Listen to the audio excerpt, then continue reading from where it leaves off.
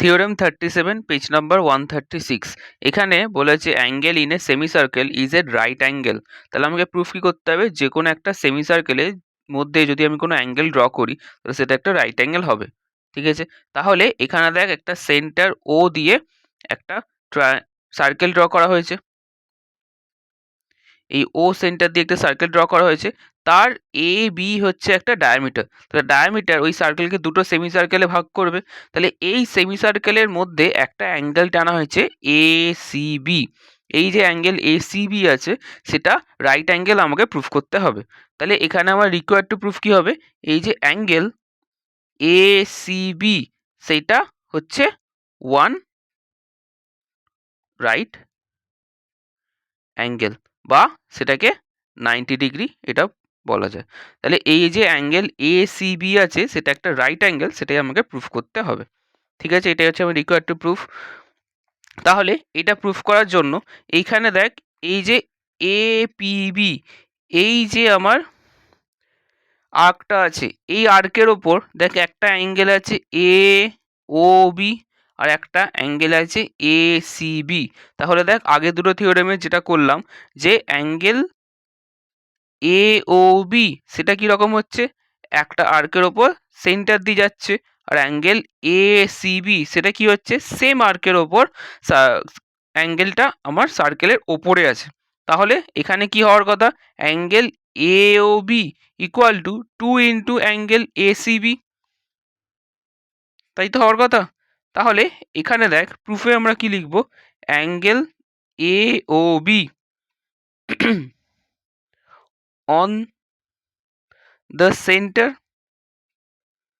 and angle ACB on the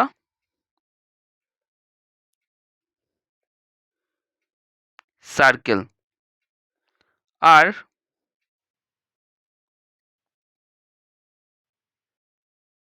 both are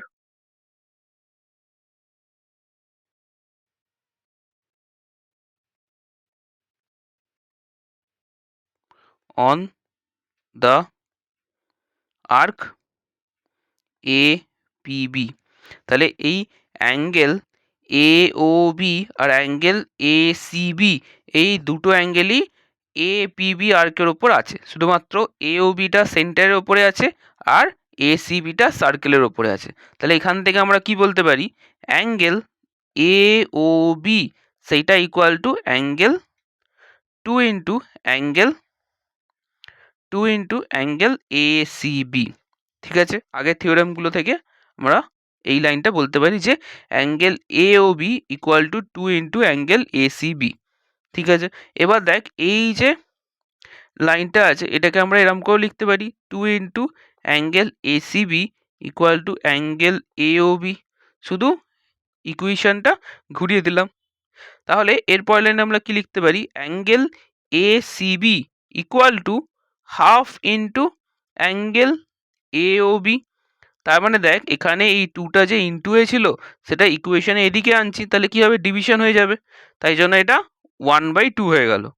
ঠিক আছে, এটা যে 2 হয়েছিল সেটা এদিকে আনলে 1/2 হলো। এইটুকুনি বোঝা গেছে। এরপর এখানে দেখ অ্যাঙ্গেল এ ও বি সেটা কি, এটা স্ট্রেট লাইন, তো এ বিতে একটা ডায়ামিটার বললাম, তার মানে এ বির একটা স্ট্রেট লাইন। তাহলে অ্যাঙ্গেল এ ও বি কত হওয়ার কথা, 180 ডিগ্রি হওয়ার কথা, মানে 2 রাইট অ্যাঙ্গেল হওয়ার কথা। 180 ডিগ্রি মানেই 2 রাইট অ্যাঙ্গেল, তাই তো। তাহলে এখান থেকে আমরা কি বলতে পারি, এই যে অ্যাঙ্গেল এ সি বি আছে সেটা হচ্ছে হাফ অফ 2 রাইট অ্যাঙ্গেল। ঠিক আছে, কারণ এই যে এ ও বি আছে সেটা একটা স্ট্রেট লাইন, সেই জন্য এ ও বির জায়গায় আমরা 2 রাইট অ্যাঙ্গেল লিখতে পারি। আর এর পাশে লিখতে হবে since A B is A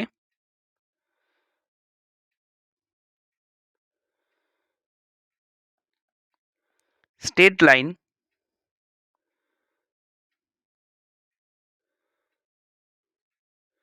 then angle AOB equal to